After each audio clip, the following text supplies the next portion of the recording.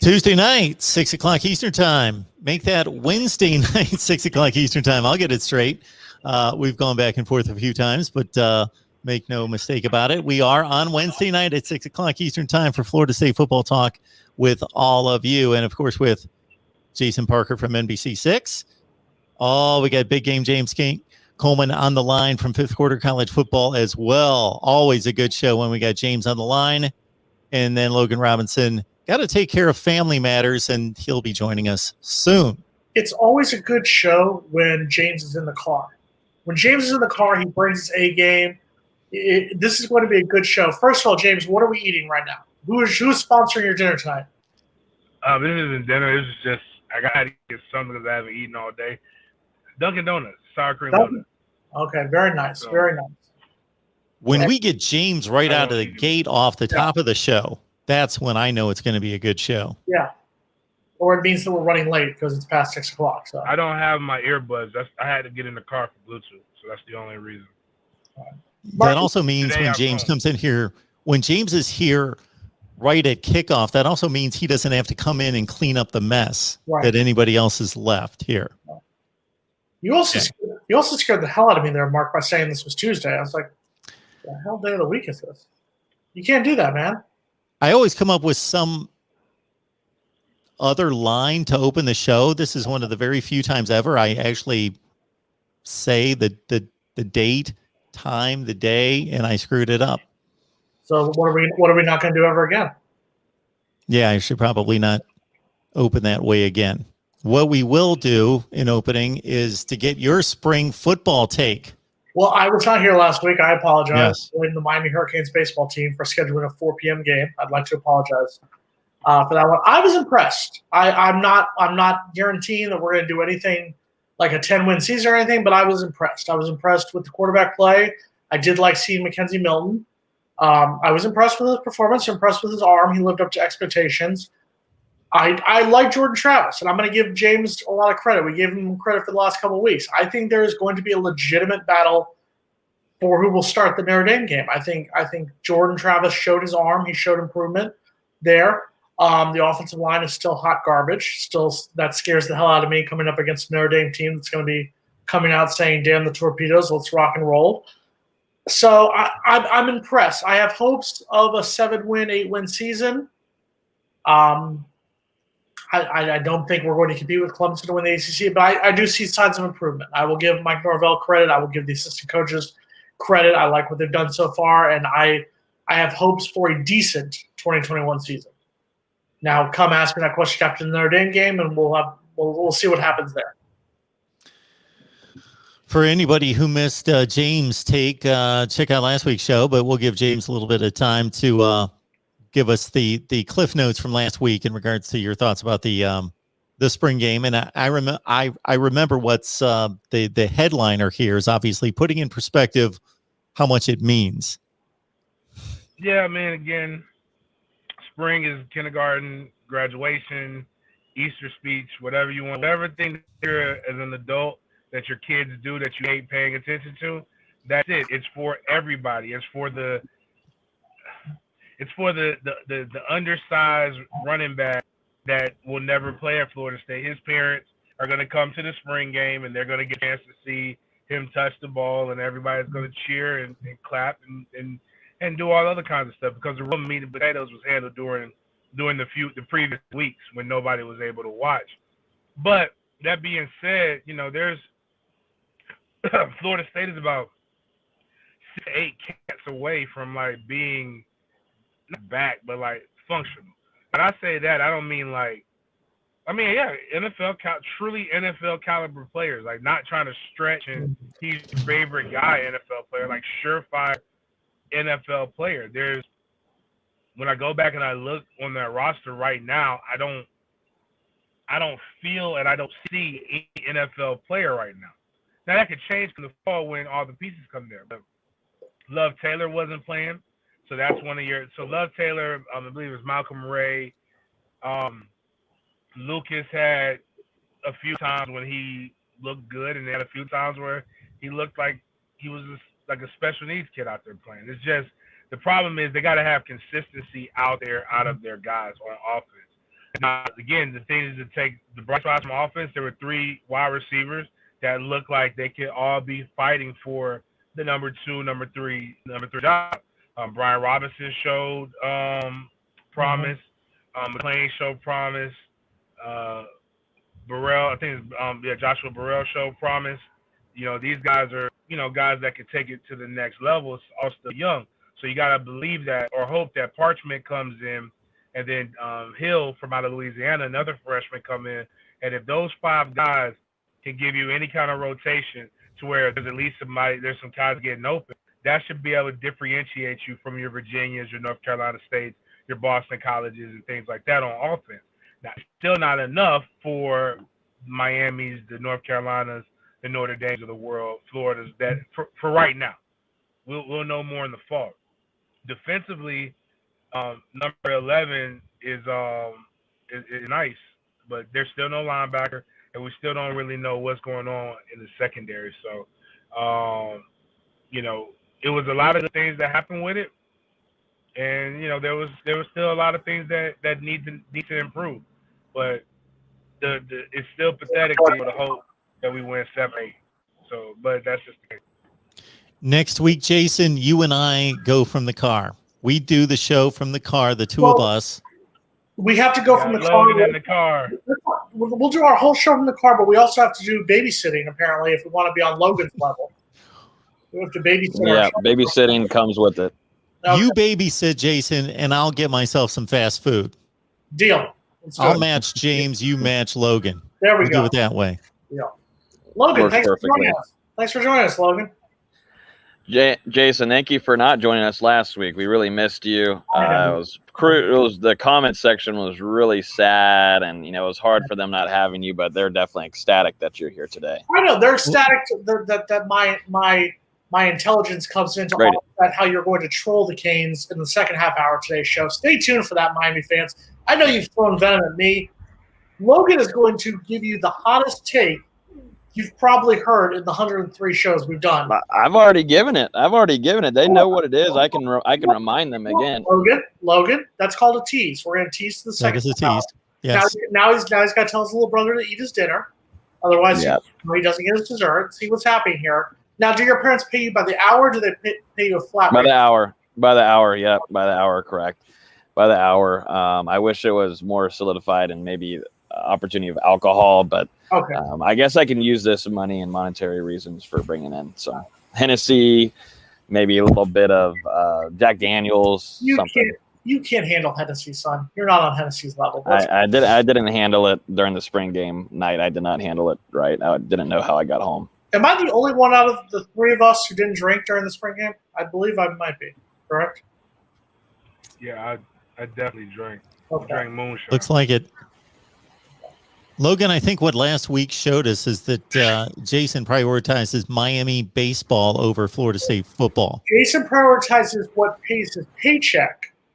So since I'm doing this out of the kindness of my own heart, and NBC6 wants to pay me that money, that's where my priority is. My priority is the rent, FPL, Verizon, Comcast. Jason, there's been a few shows that I walked away not necessarily thinking that you were doing it out of the kindness of your heart, but you know what? Chicks dig my takes. That's all I'm going to say. Chicks dig the takes. All right. What's going to make Logan's take at the end of the show a little bit more interesting is that Miami got a bit of a dig this week on a decommit. Nigel Kelly. Yeah. Strong side defensive end, 11th rated in the country, top 200 player. Jason. This one, we kind of, I don't want to say we saw it coming, but it's not all that much of a shocker. Nigel Kelly, he became a 4-star defensive end out of Fort Lauderdale Dillard High School. It's not a high school Florida State has recruited heavily in the past, and since becoming a 4-star, Florida's been all over him. Miami's been all over him. And then Miami has their spring game this week. Unfortunately, I do have to agree with Mr. HD. I do believe he is going to go to Miami. It is kind of an interesting thing how all of a sudden Miami doesn't really care about him, and then all of a sudden he becomes 4-star, and all of a sudden they start sweating him. So, you know what? High school kids, they're going to make their decisions they're going to make. It's not a total loss if we can get Marvin Jones. And one of the viewers asked earlier, who is Florida State going to look at to replace him? I think Florida State is putting all of their all of their chips in the Marvin Jones Jr. basket. I feel like he has his date set. I feel like he knows, we know he's going to be coming November 13th. That's gonna be the big one right there. I think if Florida State can get Marvin Jones Jr., everyone else can go away, just like Mr. HD can go away too. What's funny with the decommit is that, and with some of the other things that have happened, like you see McAdoo decommitted, a 2023 kid decommitted. You were like, you would really think that the class is in shambles, and I had to go and look on the 247 team rankings. Like, call me crazy, we still have a top 10 class. With that does hurt because you don't have the depth across the D line. My major thing has always been if Mike goes out and can get to 7 to 8 wins, all this is for naught. The one that would make me really hurt my feelings would be Travis Hunter. And as long as Travis Hunter there, we straight. I'm good. And I don't see that decommitment happening from anybody else. And I think there's another one that's going to be coming soon as far as commits go. But you're talking about Bama, you're talking about top kids. Like even Kelly is the rumor that he talked to an SEC coach, and SEC coach said if you don't play here, then he called him out on it. So I wouldn't even be necessarily ready to jump to him going to a rival per se, as opposed to getting a chance to see Georgia coming at him hard, to see other schools coming at him hard. And, you haven't been able to see anything in a year and a half. So, hey, see what the world's there. But the cool thing about right now and these kids not being able to go anywhere for a year and a half is that people haven't seen these kids in a year and a half. There's a D tackle that Florida State is kind of jumping in hard on. That fifth quarter is going to drop an article about that at the last time he was seen by anybody, he was 265 pounds. He's 320 pounds. It's a lot of COVID. But when you see him, he's 320 pounds of grown man right now.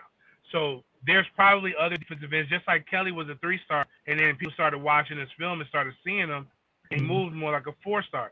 We're going to see more kids come to these camps. We're going to see more kids that are going to be showcased. And now you have the opportunity to probably go find guys. If ever before there was a 3-star that probably should have been a 4-star that you go for, this would be the classification. I mean, this would be the class for it because, it's a lot of things out there. But Kelly definitely hurts, if you lose another kid. But right now, Florida State's been overachieving on the recruiting front. So, stuff happens. That's why I tell fans just to chill out on the trolling part when it comes to recruiting, because if you haven't been a 16 to 18-year-old in a long time, just know a lot of things going through their minds right now. Girls, final exams, pizza, trying to figure out how they're going to get fed. The favorite food, favorite girl, favorite music, favorite school, all changes by who gives them the most attention.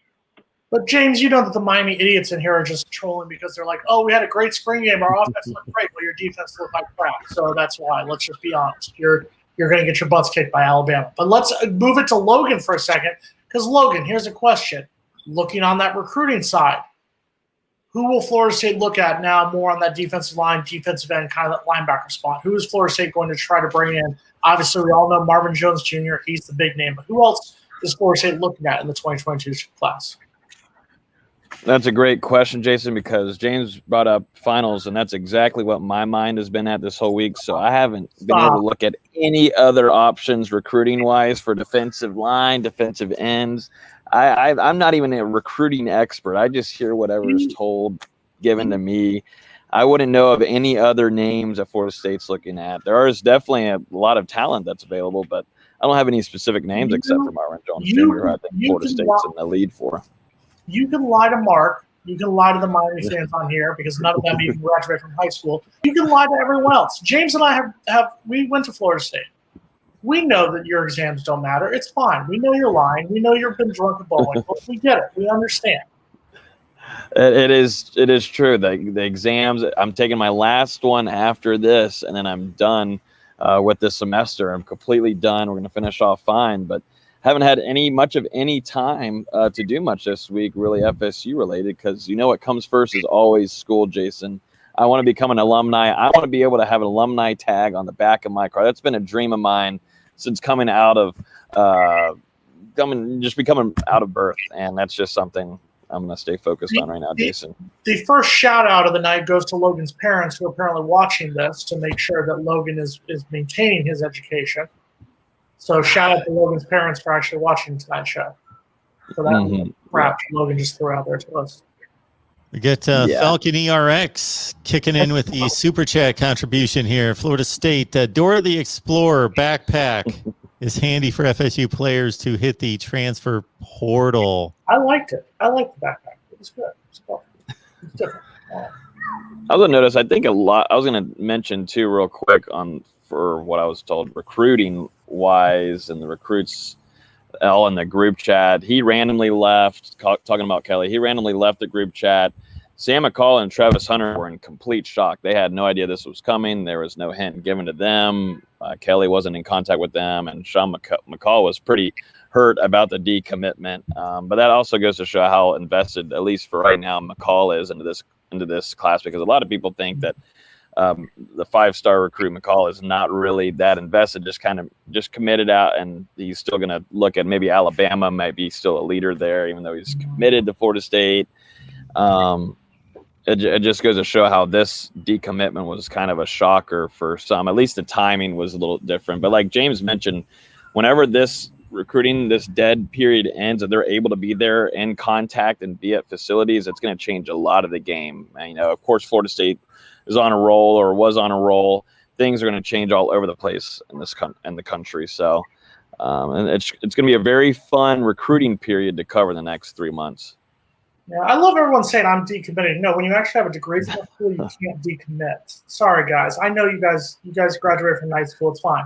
You actually graduate from the college, you can't decommit. Sorry, guys. I apologize. No. God, we got the Miami Idiots. I didn't miss this last week. I will admit that. Not having to deal with Miami Idiots was good for a week. You got to deal with them in person. No, but those are people who actually go to Miami. That's the difference. They actually have been on campus. There's a big difference between that and the Miami Idiots. Florida State Seminoles talk here. We got big game James Coleman, right caddy corner to me. You can catch him on, that would be in that direction, 5th Quarter College Football, Sports 10 Live, and I can never remember the name of your latest venture, your new podcast. 36 Degrees. There it is. How can I forget that? More importantly, for 36 Degree. James, how's the coaching going? How are the kids doing? How's everything going? Man, I hate kids. That's just me. I like them, but I don't. Like, they're stupid. They don't know how to do stuff. Like, the problem is my mind has to go back to, like, I get it with my son and his I-9 football team 7. It's supposed to be stupid. But when I got these high school kids that already think that they're it, and I have to take them down a couple notches, and then I'm telling them to do things that should already know how to do, that they don't, that I have to remember. I have to show them that. It's been interesting. There is some talent on that team, and it's It's the hardest part for me is the money part. That Logan, how's your brother? Is your brother still alive? We're losing everybody. Logan. StreamYard is bugging. Is your brother still alive right now that you're in charge of babysitting? He's alive out here. I see him in the sunlight. I'm making sure that he doesn't eat these red berries that are randomly over there that are probably poisonous. So I'm keeping an eye on him very closely. At some point, James's Wi-Fi's back. Logan's brother's alive. Let's see what happens in the next 40 minutes here. Yeah. Sorry, Ben. One of the parents might have been watching and they heard me talking about how the kid is trash. It got mad, but no, it's just it's really just that's all it is. I don't like teenage boys. They're weird. So but we're gonna get into it. Hopefully they're better. That's the goal. Mark, how are your kids? Everything good with your kids? Oh, my kids. I could tell you a few stories that came up this week, but we won't get into that. Family matters, but nothing we can't deal with. We will tell everybody that they've got a couple Florida State YouTube channels that they need to subscribe to. So, Logan, you're kicking in well past 900 right there on Knoll Game Day, right? YouTube? We're trying to be there to learn from you the most, Mark, because you push out a video every day, almost 2 a day sometimes. It's freaking crazy. But yeah, we're trying to jump into the YouTube game and throw little clips here and there and whatnot and try to take it more seriously. But yeah, we're trying to upload a little bit there, and we do our shows on Thursday nights over there. So YouTube's fun again. Those are on slow days, Logan. Those are the slow days, the 2 video days. So we had to go to 22 channels to accommodate all the videos, but we got a Florida State channel as well. So go to Knoll Game Day, subscribe there, get them past 1,000, get us past 1,000 as well. Voice of College Football, Florida State, all good stuff. Yeah. And then maybe we'll get a stabilizer or something. Good God, man. I'm out here in the sun. Look how beautiful it is in Tallahassee spring weather. I mean, look at this. This is incredible. So I was like, you know what? Screw the red room. What do you call it, Jason? The red light district. That's pretty much the red light district. Yeah, we're gonna get out of that. Take a break from that. It's not easy being in there all the time. I will say, Jason, I get a little sore afterwards, but I'm gonna get out here and get some sun, some vitamin D.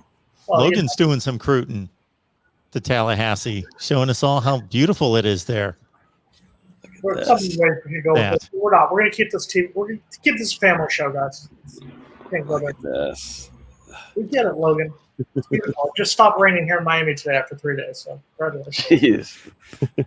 So Jason, Yes. Mike Norvell contacted some folks he knows rather well to pick up a game for 2024. Yeah, I mean, it's convenient. Florida State's scheduling a game with Memphis on September 14th of 2024. It's a one-game deal. So they now have their schedules completed for the next 3 seasons. Next year it'll be Duquesne. Duquesne's? How do we pronounce it there, Mark? It's a school in Pittsburgh. It's a basketball school. Duquesne. It's pronounced Duquesne. I don't know what their mascot is. We're going to the Dukes. I'm not sure, but that's what Florida State will open up next season. Then they'll play LSU in New Orleans, a game that all 3 of us will likely be intoxicated at, followed by Louisiana and Florida to end the season. Then in 2023, it's LSU to open the season in Orlando, Southern Miss, North Alabama, and then at Florida. And then 2024, it's Memphis, Notre Dame, Charleston Southern, and Florida. I like it. I like that Florida State is starting to play better non-conference games. You look at during the Jimbo Fisher era, it was a little bit lighter. They started out with Oklahoma the first 2 seasons. Then there was the game with Ole Miss in 2016. But everything else was kind of a little bit a step lower within the non-conference schedule. 2 games against Oklahoma and Alabama. No, Alabama was in 2017. I apologize. That was the 1-game series in Alabama. But Florida State is kind of starting to get back into that. Obviously, there's the home and home with Georgia, the home and home with LSU, the home and home with Alabama. Notre Dame is more in the fold with these games. 2026, we talked about this before the show. Florida State plays Alabama, Notre Dame, and Florida in the non-conference schedule. So that's a yikes almighty. And then the ACC that season will be Clemson, Miami, and Virginia. Virginia is our other cross-divisional game that year. So that's going to be an interesting schedule. So hopefully things have turned around by that point. But what year is that? That's 2026. That's 5 years away. So, because even this 2024 schedule, who else in the country? Not a whole lot of teams are playing the likes of Notre Dame, Florida, and even Memphis non-conference. It's going to be good. Memphis. I mean, we've talked about this on previous shows. Who we'd like to see them play. Memphis is going to be interesting because on paper, Florida State should have the talent. Hopefully, Norvell should turn this thing around. But it could also go another way. You never know. So, James, what would your scheduling strategy be if you were the AD? Not that. I can say that. I'm not playing Notre Dame. I'm fighting the Notre Dame having to play them all the time unless they're in the ACC. Like, unless they're truly in it, because it does it for me. But, obviously you have to play Florida every year. And then I pick a Memphis-type team, but I'm not putting a Notre Dame there. I'm picking Sisters of the Poor School. Like, I'm picking a homecoming game. Like, I'm letting it, or a preseason game, to let it be known. I haven't played that really tough team in the preseason for 2 seasons, like it's not any fun. It's like starting the year off with a bowl game. The only way I would want to do it is if they expanded the playoff, because now it's strategic, and if everybody was doing it, which I think would make college football more exciting. If like how basketball has the ACC Big Ten Challenge, like you don't have to necessarily do that. Like if every Power 5 team scheduled essentially a bowl game the first week of the year, like that would be exciting from a fan's perspective, a money generating standpoint, and I would understand it. But right now, there's literally no benefit that comes out of all these guys except for, people trying to like be with having a season. You win the ACC, you're going to play in the college football playoff. We far away from that. There's no reason to do all this. Logan, who do you think Florida State? Who do you want to see? Obviously, we talked about it. They got the LSU series starting next year. Then you got the Alabama series, the Georgia series. Who would you like to see Florida State schedule at this point?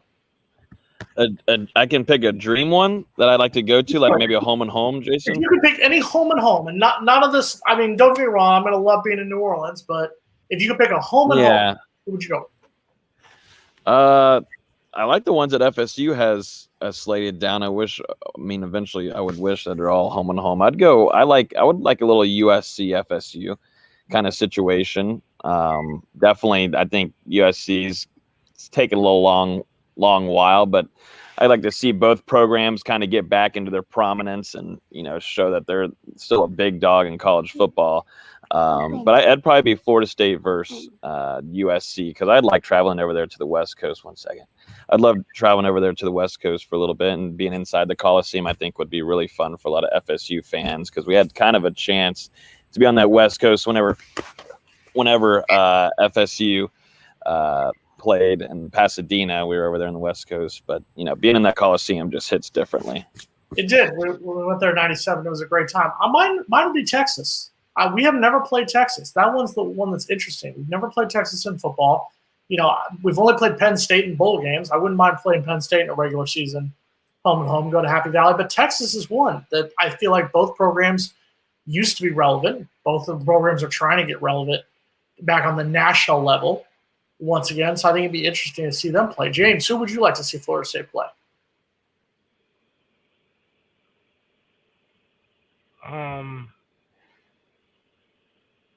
Ohio State.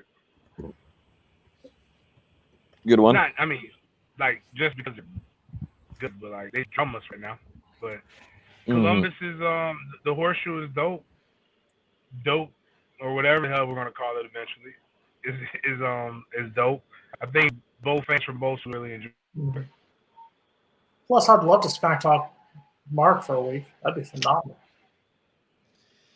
But I like LSU. I do wish LSU was home. Yeah, I know, right? That's what I was saying, James. Like, if I wish we got to figure out something like this, because maybe hopefully with the new, better, we got Alfred in. I forget his other name, but with this kind of new administration coming in, hopefully by then there's got to be some kind of dealio where you got a home and homes, because those are the best. It's getting old with the neutral site games, and LSU's is going to be in the Superdome, and then ours is going to be in Orlando, correct? Correct. I mean, that just seems silly, but you know what? It's going to pay money though. I mean, but still, I would think I don't know. So Logan, the problem that Florida State has in scheduling is that you've got an automatic rivalry with Florida that has to be played. So everybody across the country is basically playing one difficult game. That's what the approach is for about 70% of the country. You do have your USCs of the world that will go out and play, in addition to Notre Dame will schedule in Alabama or somebody else tough. But just about everybody else is playing one difficult Power 5 out of 4 non-conference games and playing the cream puffs otherwise. So Florida State's in a position that they already have typically a top 10 or 15 team to play in Florida. So if they add anybody else, they've automatically got a more difficult non-conference schedule than almost every other team in the country.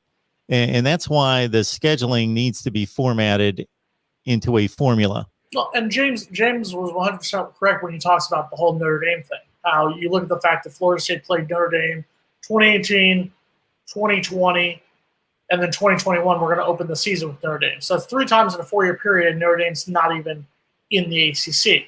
Why does that happen? Because Florida State Notre Dame is a big draw. It's a huge draw numbers-wise for NBC. We were pathetic last year, and the ratings for the Notre Dame-Florida State game were great for NBC. So that's why they're going to keep doing that. So, you know what else they're going to also keep doing at the midway point of this?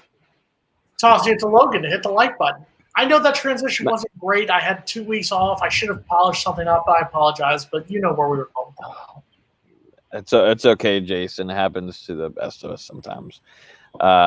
Jason, like he said, hit that like button. More people will see it. Hit the subscribe button too, and the bell too. The bell gives you a notification every time we go live, and even new FSU videos get posted. But really simply, hitting the like button does a lot. It helps more FSU fans find us so we can get more FSU fans in here in the chat, because as we can see, there's not much to do in Miami, where I would think there's a lot of things to be doing from the videos I've been seeing and all these fights going on and all that, like all these clubs going crazy. I feel like there's something more entertaining to do than coming on to an FSU show. But yeah, we need more FSU fans in here. So hit that like button. It'll help a lot more. We had a drunk driving crash that killed 2 people in Miami-Dade County, in Miami Beach, the first Friday after the curfew got lifted.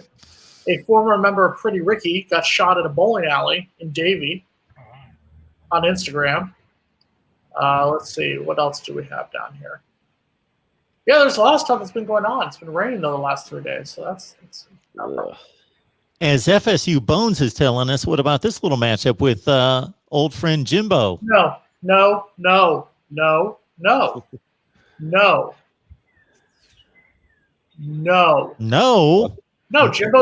doesn't want this smoke. He wanted to leave. Him and his new bay are in College Station, Bryan, whatever city you want to call it in Texas. No, vamos, go enjoy being 3rd place in the SEC West for the rest of your career. Go ahead. It's our Florida State show. We're here every Wednesday night, 6 o'clock Eastern time. So please join in. You got Big Game James Coleman from 5th Quarter College Football, Sports Den Live, 36 Degrees. That's the podcast. Join him right there. And I think he had something for us, James. No, I was just saying, I don't want to play any more SEC. Play one. The SEC ain't really nobody else in the ACC. I'm just give me another conference.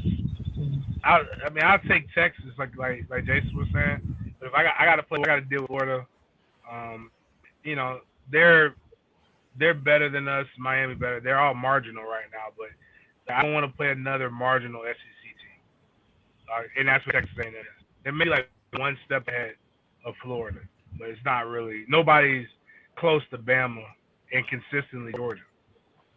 Jason Parker, everybody, NBC6, and of course Logan Robinson from Knoll Game Day, who earlier this week posted something on Twitter that riled up some Canes fans, as both Jason and Logan like to do on a regular basis. So tee us up on this one, Logan, because did anything...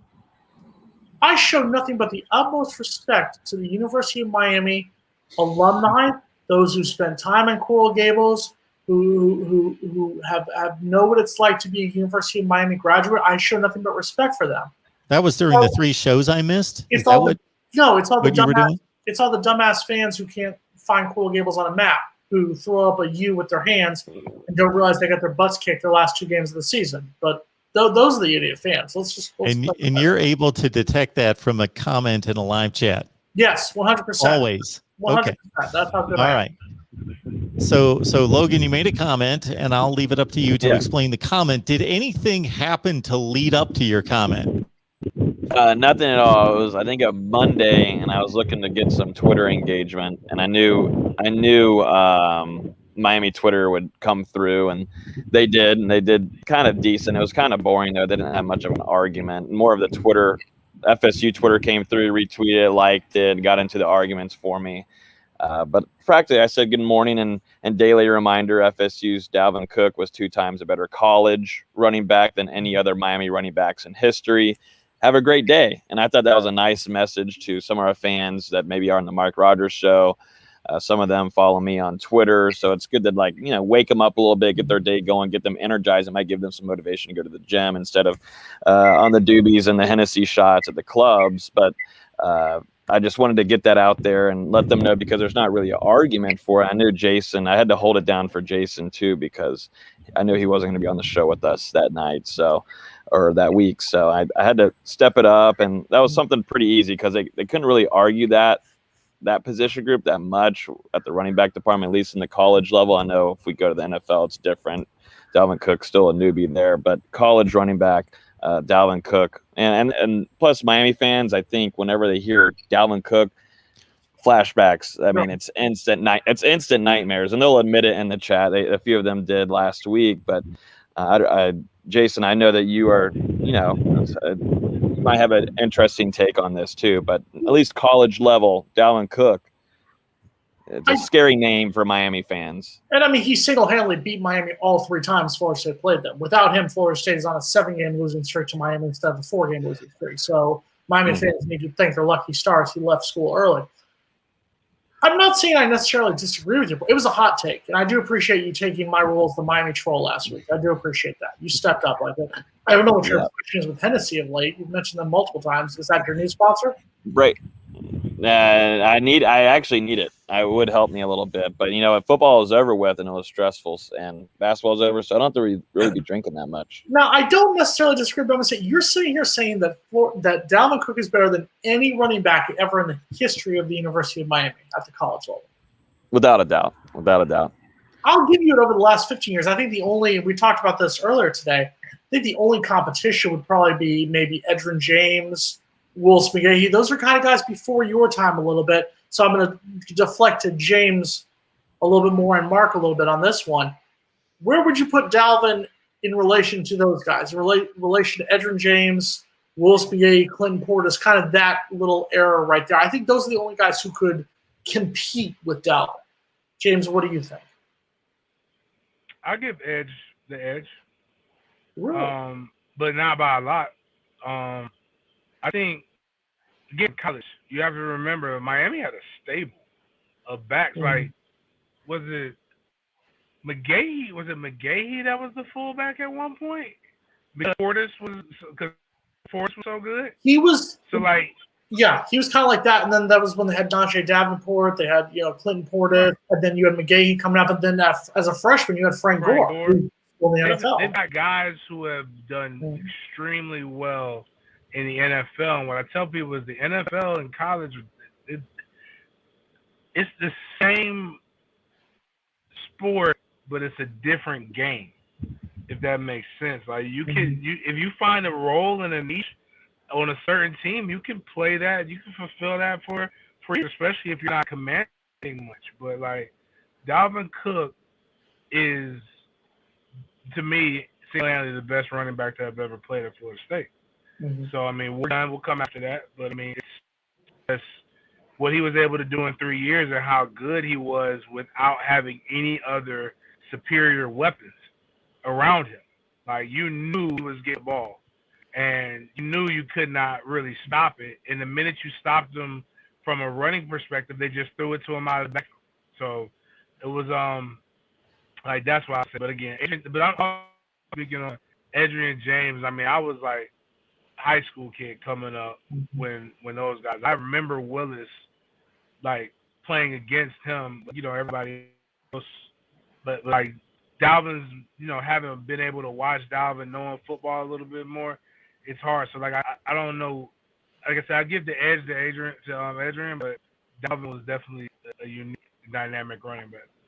I agree. I think Edgerrin James is probably the best Miami back. I think Willis McGahee doesn't get enough credit because he was splitting time with Clinton Portis. He only played 2 seasons. The devastating injury, obviously, in the festival. I think Edgerrin James gets a lot of love because of that big UCLA game. But look, I would give Dalvin the edge because of the numbers. Dalvin Cook averaged over 120 yards every single game. Dalvin Cook was consistently, he was the most valuable guy. We've talked about it. He won conservatively 8 games, literally 11 games. So between 8 and 11 games during his 3 seasons were won solely because of Dalvin Cook, because of Dalvin Cook's numbers. To me, he is the more valuable guy. I think Edgerrin James gets a lot of credit because I'll give you an example: the UCLA game in 1998 when they came back to beat UCLA, knock UCLA out of the national championship, that essentially put Florida State into that game.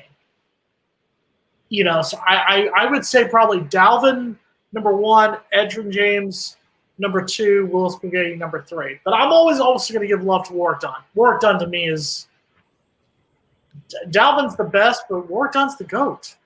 How do you hate on Warrick like that, man? Come on, Warrick's the GOAT. No hate on Warrick. I just don't think he's better than Dalvin. I mean, Warrick is an amazing man. He's an amazing running back. And the other thing too is Billy Sexton comes from, and Billy Sexton doesn't even say that was the best running back that he ever had. He says Sammy Smith is the best running back he ever had. Wow. So I've got to go a little bit with the guy who's seen all of them, but then with the guy that I've actually seen with my own 2 eyes do stuff that at a running back position that is downright special, man. I love Ward. Sammy, number 33. So if you're going to go statistically, because, man, it's been so long ago to remember what those guys looked like at Miami versus Dalvin Cook, I can still visualize and process how I felt watching Dalvin Cook run and how I evaluated him. Those Miami backs kind of run together as college backs. When we had our DM this afternoon, Jason threw it out there. We all chimed in. I went the NFL route as well, which is a very interesting comparison because Dalvin Cook's off to a tremendous start. His last 2 seasons are borderline great in the NFL. Frank Gore has had a tremendous 8 seasons over 1,000 yards, but they can't get him off the field. The guy's just phenomenal in regards to his endurance. But if you're looking at statistically in college, I think there's a pretty clear separation that Dalvin Cook's number 1, that Edge is 2, because those other Miami backs, they had one great year because they were the man one time. Right. McGahee had a crazy good season, but 29 touchdowns, but it was one time. Gore was one time that they carried because they were always running into each other. Between Portis, Benghazi, and Gore, they were on the same team, so they had to take their turns. And Warrick Dunn had a great career, no question about that. I would probably statistically rank him 3rd out of those 6 guys. And let's give Miami, let's be honest, during those times when Edgerrin James were there, the times that Willis Spaghetti were there, they were also a passing offense. These were the teams that had Santana Moss, Andre Johnson, two of the best wide receivers in the program's history were during that program. Reggie Wayne. Reggie Wayne, whose arguments are making should be in the NFL Hall of Fame. So they're very good running backs. Don't get me wrong. Edgerrin James, I love Edgerrin James. I respected Edgerrin James when he played Miami. I just think you put the 2 against each other, I give it to Dalvin Cook. Dalvin Cook's the only back out of those 6. Well, Warrick Dunn was the guy for 3 years, but Cook had 3 tremendous seasons. The other guys were 1 or 2 years that they were the man. Let's catch up to some of these super chat contributions here. BGPO Football Funk, thank you so much for the contribution. DeAndre, when will Florida State, this is DeAndre's favorite question, by the way, when will Florida State beat Clemson again? Not 2021. Okay, we got that one out of the way. Hurricane Kilo 407. Go Canes. Hi, Mark. This Florida State panel looks depressed in the face. Kilo. I wonder how you make your money, sir. Your name is Hurricane Kilo from the Orlando area. So if you are part of law enforcement in the Orlando area, he's passing on some of the revenue. Oh, there you go. Some of the proceeds to I'm us. Actually not depressed. I had a good salad. The most interesting thing about Miami fans is that I saw more tweets from Miami fans about FSU's spring game than our spring game. And I was watching it, and I kept my comments to myself and how I felt. And I talked to some coaches that I know. And man, you guys are great, man. Like, I really wish my fan base was as strong and as committed as you guys' fan bases are to narratives and to lives. Because if we were, I've been back since I was a senior in high school. No, you won this my senior year. You've been back since my freshman year in college, and man, That's a long time. That's a long time to screw. Like you have literally no room to talk about anybody until you can truly win a conference. Now we know what happened when you played Clemson, and God bless Mark. He did the worst thing. Not Mark. Not you, but Coach Mark Rick did the worst thing that could actually happen to somebody in football. You're getting demolished, and there's literally very little time, and you drive to go kick field goal. That's more embarrassing to me than the goose egg, because you literally just didn't want to, you were fighting to not have somebody score. So like to me, I would just be, I know you're happy to be good, but like, man, like you sucking while we suck is not a good look on you. At least when you guys were down, we were rolling. Like, so that's what I want more for you, because as a guy who played in the rivalry, understands the rivalry, has friends on the other side of the rivalry, I know that your no victories mean absolutely nothing to a real Kane fan. So, I mean, appreciate the money, appreciate the listens, but like y'all should be demanding more. Like you're having recruiting classes. Like you should be demanding more than just 3 points against Clemson one time in, was it 15 years? 17. Like 17 years. 17 years and one time in 17 years. That's not the Miami standard. Like, This is and fake Cuban that turn kids' necks green is not the play. This is the 20th anniversary of Miami's last national title season coming up. 20 seasons. This year's freshmen, true freshmen, weren't born when Miami last won a national title. You're not relevant. Yes, Florida State sucked last season. We went 3-6. We were not good last season. We haven't had a winning season since 2017. I'll admit it. That's fine. I'll own it. You haven't won a national title since 2001. You haven't won a conference title since 2003. You're not relevant either. You're on a 2-game losing streak, including losing the Cheez-It Bowl. You lost in a bowl game named after a snack you eat when you're drunk. You're not relevant either. And I think that second part, that's what's really alarming. That's what's really a smack in the face, is the conference drought. It's tough to win a national championship. It's tough to win a conference championship, obviously, but national championship, you got to get selected to the playoff or the BCS. Things have to break right. But for anybody that would have said when Miami joined the ACC in 2004, we will be sitting here in 2021 and you will have no conference championship games. You will have no conference championships. You will have gone to one conference championship game, and to James' point, you lost by 5 touchdowns. That would have been shocking. Well,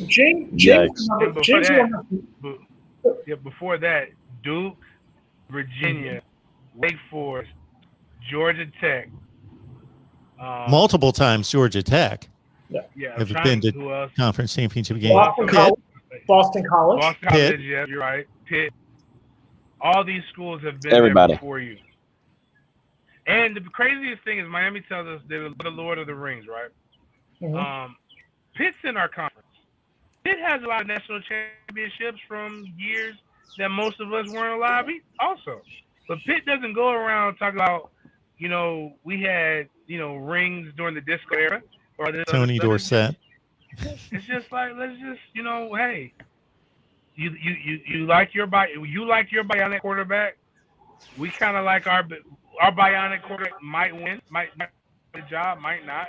We might have Jordan Travis out there. Neither one of us are winning for it. So, like, hey, let's just play the best. None of us beating Clemson. So. James remembers during the 2004 season, Miami's first year in the ACC, we went down there. I was working for a station in Tallahassee. We went down to Miami for their media day. All you heard from Canes players, coaches, was it's the all Canes conference. We're going to come in. We're going to dominate. We just dominated the Big East. They won a national title just 3 seasons before, played in one against Ohio State in the 2002 season. They thought, this is going to be all Canes conference. We've been to one championship game in 17 seasons. Florida State has been to 5. So why are you saying we're not relevant? If we're not relevant, you are a joke of the program. 1 to 5. You've been to 5, 1, 4? 1, 4 of them, yeah. Did it? Okay. So we're 4-1 in the last 17 seasons. You're 0-1. Congratulations, you're a joke. FIU beat you. Just remember that when in doubt. We lost the conference championship? Yeah, in 2010 to Virginia Tech. Oh, yeah. Let's see what Falcon ERX has to say here with their super chat contribution. Falcon ERX, you didn't go to Miami either. Thank you for the $5. We appreciate it, but you didn't go to Miami either. So go to FSU to be good in college. Hang on, James, just a second here. So I'm trying to decipher this. So go to FSU to be good in college, blank. Go to Miami to be good in the NFL player. Okay, blank. I love that recruiting message. He's using the argument why Edgerrin James is better than Dalvin Cook. That's his argument, as he's saying right there, is Edgerrin James is a Hall of Fame player because he went to Miami. Not because of anything he did for the Colts or the Cardinals in the NFL, but because of him going to college 20 years before. That's why he's in the NFL Hall of Fame. No, I mean, you go to college. This is why I go. I gotta say this and I gotta go. This is the problem with the normal people thinking. Getting to the NFL is hard enough. That's the 1% of the 2% that play Division I football. Getting to the Hall of Fame, forget that. Like you got to play almost 8 years. Like I want to get to the NFL to get my first contract. Like that's literally the thing. And now Miami players have done pretty well once they to the NFL. But when I look at my running back position, almost everybody in the segment is the NFL, including a guy who transferred to Kansas State, and Thomas Clayton.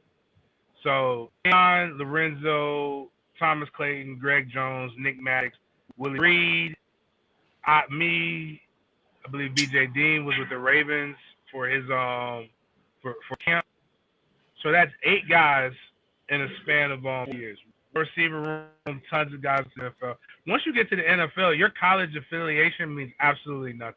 Mm-hmm. Like it's about you now. It's a singular purpose. So really, you go to college to get if you're good enough, to give you the opportunity to put your foot in the door. Hell, Miami's got more Hall of Famers than Alabama, but I damn sure know that pitch that you just put up to a kid who's ready to go to Bama ain't working against Nick Saban. I just want to go get that bread. NFL, average career, 2-3 years. So, I mean, the reality is I want to go and get a check, and then hopefully I'll stick around. So, but and it's all good. Miami's had some phenomenal players over the years. If you're dumb enough to think that the Hall of Fame committee votes on people because of where they went to college, if you think they look and go, oh, Ray Lewis, yeah, great linebacker, they thought, oh, wait, he went to Miami. Well, that's why we need to put him in the Hall of Fame. If you honestly believe that's what they do, you might be the dumbest fan base out there. Well, they are the dumbest fan base if they believe that. But I think the point is that we produced all these great NFL players. Right. I don't think they're. I hope they're not saying that the Hall of Fame committee is looking at where they played in college. But here's the point. That's crazy. Here's the point. When did those guys get produced? Those are great guys. Edgerrin James was a great player for the University of Miami in 1998. Willis Spaghetti was a great running back for the University of Miami in 2002. The point that I think James is trying to make here is Miami has not been relevant for nearly 2 decades. It has nearly been 2 decades since Miami has won a conference. 18 seasons ago was the last time the University of Miami won their conference. And you want to sit here, if you want to talk about other schools' relevance, look at yourself in the mirror first. Yes, Miami has a great history. Miami had nearly 30 seasons where they could argue they were the best team in college football, or one of the best teams in college football during that nearly 30-season period from 1983 to 2001. Or excuse me, 20-season period. I apologize. Nearly 20-season period over that time period. Since then, you have been a joke of a program. So don't talk smack about Florida State without looking at yourself first. One of our friends of the channel here calls it a microwave dynasty, and that's exactly what it was. They've got an 18-year history of greatness out of 100 years of football or whatever the number is. They've got 18 phenomenal seasons. They're the Child's High School of the ACC. That's what they are. They are the Child. And probably the best running back since those 3 played is probably Duke Johnson, right? Yeah, I was just looking at their list right now. Yeah. I was looking at their list right now. I mean, Njoku, Chikalaka,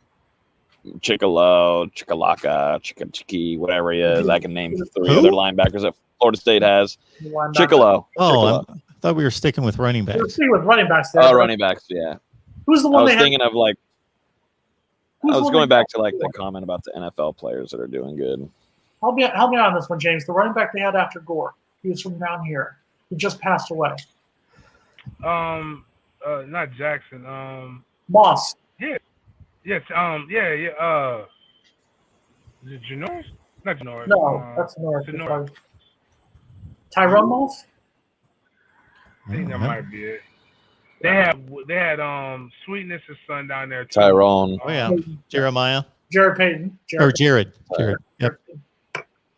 But Jared Tyrone Payton, Moss, I believe. Jared Payton only started because of injuries at the end of the 2003 season, and then played in the Orange Bowl game. I mean, that's another case of guys who they had good guys, and they had a lot of good guys who played the position. That's it. I gotta go get ready to talk bad about Miami and other stuff on radio. So Yeah. I'll see you guys next week. Thanks, James. Appreciate it, man. Adios. Yes, you guys nailed it with Tyrone Moss. He backed up Gore in 04. And then in 05, their main back was Moss again with Charlie Jones. And he just passed away recently. But yeah, I mean, other than him, maybe Duke Johnson. Johnson's. I got to think Duke Johnson is definitely their best back since 02. Of the last nearly 20 seasons, yeah, probably in the NFL. Since the 02 season. Too, yeah. Yeah. Where are you guys? Devontae Freeman. Devontae Freeman, James Wilder. James Wilder was great. Yep. But that was also, remember, in 2013, I think Devontae Freeman gets underrated because of the fact that he had to split time with James Wilder. You had Carlos Williams, who moved over from safety and played linebacker for that season. There was a look there. Look at what Cam Akers is doing. Yep, Cam in the Akers league. It's impressive. Did his thing too. He's no doubt. Jason has a thing against Cam Akers. I don't know what it is. I have respect for Calvin Akers as an athlete. I have respect for Cam Akers as an athlete, and I wish him nothing but the best with the Rams in the NFL. I am disappointed because I don't think he played as hard as he could in that 2018 season.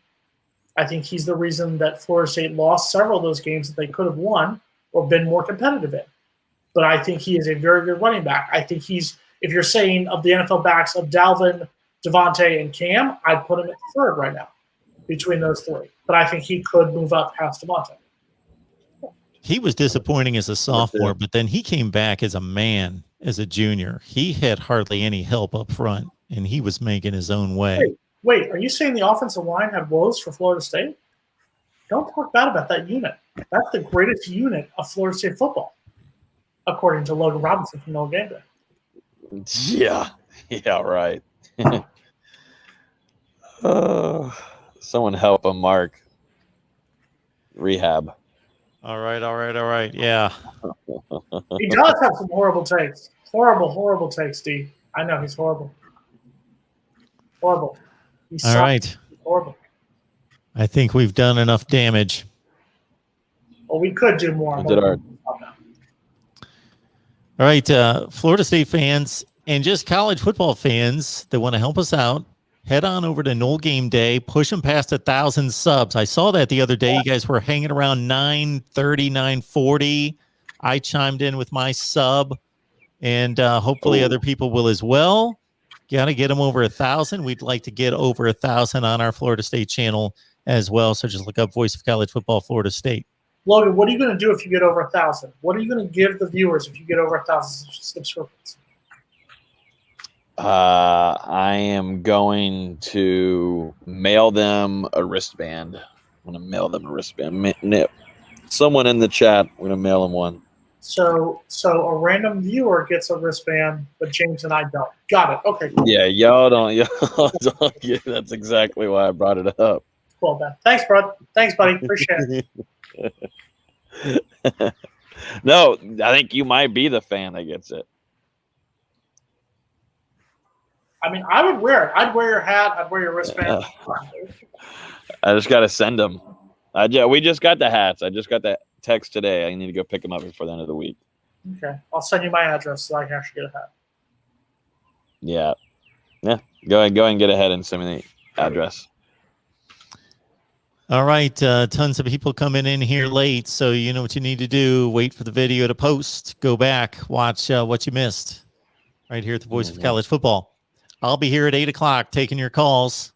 And we're going to talk a little Florida and a little South Carolina as well. Oh, God. we are. Can't wait to listen to that one. Drink up. Drink to find entertainment. I've got an hour to drink before that one. We need to do a call-in. Combined no SEC championships. Join the call-in shows. Wow. They're phenomenal. You bet. You can imagine the calls I take, Jason. You can imagine. The last call I took, the last show, it was the first call. I pleaded for some kind of filter that could filter out morons. And how's that was my comment after that call. We could use that. Good thing you're not doing it on Miami shows because you wouldn't be able to do that. I mean, Hurricane Kilo wouldn't be able to write. I mean, that's pretty much. Your name is Kilo. You're basically saying, "Hey, feds, come get me." That's all I'm saying to you. Change your name. We appreciate your support. Come watch us. We will support you, whatever. But just change the name for your own incarceration safety. Change the name. Awesome Miami show. It was. You guys have to get all the credit in the world just to hang in here, show up every week, and man, Florida State fans. I know we got Mike's always on the line, and Phil B, and a few more of you. You guys got to get more Florida State fans in here. Yeah, we need more. I don't think Miami fans, because they're not smart enough to realize that we're rallying them up. You're in the overtime portion here of Mark Rogers TV, the voice of college football. They don't realize that's why we do it. We like to rally you up. We're just messing with you. You're not worth it. All right. I think we've done some good work here or something. Yeah. All right. We'll be back here next Wednesday at 6 Eastern. What day? What day, Mark? No baseball assignments. Next Wednesday at 6. Wednesday. Right. Wednesday at 6. Yes, I'll get it right. Okay. And no more Miami baseball games for you. You need to talk to Gino DeMar. He's the one who's better for it. All right. All right, Logan. Enjoy the weather. Thank you. See you guys soon. Out. Are we done with our exams? After tonight, we'll be done. So then we'll be cleared to go, and we'll have a nice little break for once. We didn't have a spring break or much of anything this semester because of COVID. So I'm ready to take a break from it and just get blitzed. Before we go, we need a status check. Is your brother alive? I think so. He's hitting this stick on some bushes, so we're getting close to where things could get a little nerve-wracking. So we're gonna make sure we bring him inside here. We're gonna end this so that Logan doesn't all of a sudden become an only child. So see us next week with Mark Rogers TV.